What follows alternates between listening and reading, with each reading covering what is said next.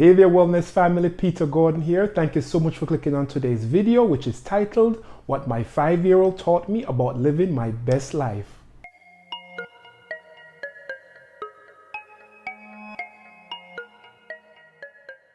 So if this is your first time coming to my channel, thank you so very much. If you've been here before, thank you for returning. But I want you guys to do me a tiny favor here. Be sure to hit that subscribe button, comment on this video, like it if you will, and also hit that notification button to make sure you're notified when I post new videos every Thursday.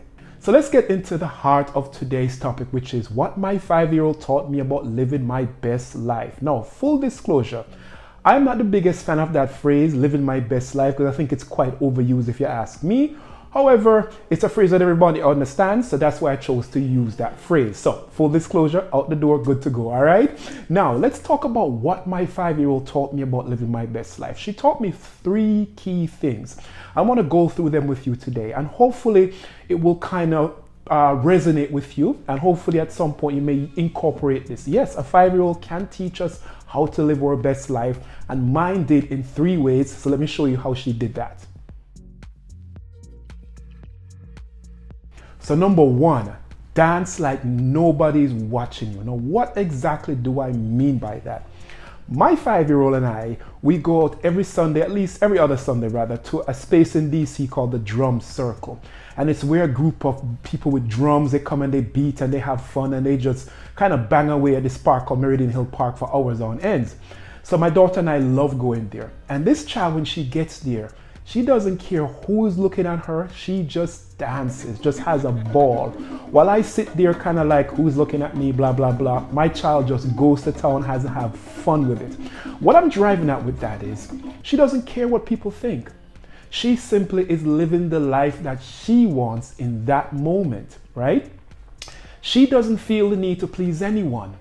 And that is a great quality that children have. But as we grow older, we lose it. Society tells us we're supposed to behave a certain way. Our family tells us we're to behave a certain way. And we forget to just dance like no one is watching, right? And so that's what my 5-year-old has taught me about living my best life. Live your life in the manner that you want. Forget about who else is watching. Dance as if the world belongs to you, all right? That is the number 1 thing she taught me. Number 2, embrace each emotions as it happens. If my child is mad, she'll let you know she's mad. If she's sad, she'll let you know she's sad. If she wants to cry, she cries. She doesn't care. She embraces the emotion, she feels it, and she acts on it. But here's the key to it. Once she gets through that emotion and it's done, she completely forgets about it. So if she's mad at me for something because I didn't give her a toy, she'll cry for a second, and 5 minutes later, it was as if it never happened. You see, what that taught me is feel the emotion, embrace it, deal with it, and then move on from it. That emotion has no power over us. But as adults, as we grow in life, we hold on to things. We hold on to anger. We hold on to anxiety, whatever it is, and we don't let it go, and it controls our life. My 5-year-old teaches me, feel the emotion. And when you feel the emotion, you realize one key thing, that emotion does not have power over you and you can move on from it.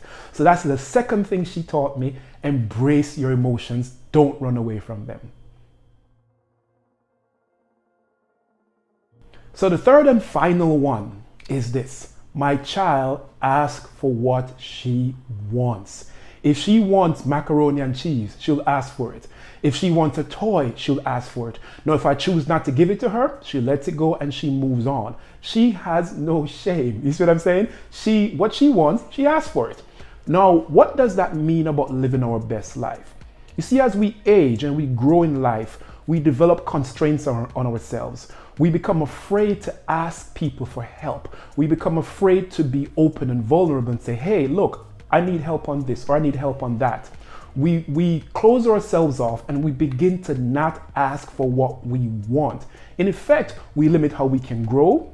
We limit how we can expand business. We limit how we can expand education. We limit a lot of things because we choose to keep things to ourselves and we refuse to ask for the simple things that we want in life. Perhaps because of shame, perhaps because of pride, whatever the case may be.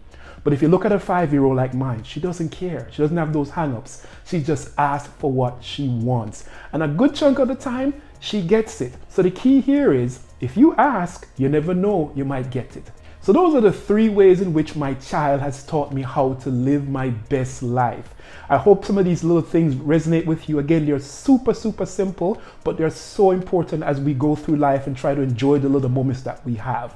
Anyways, family, stay well.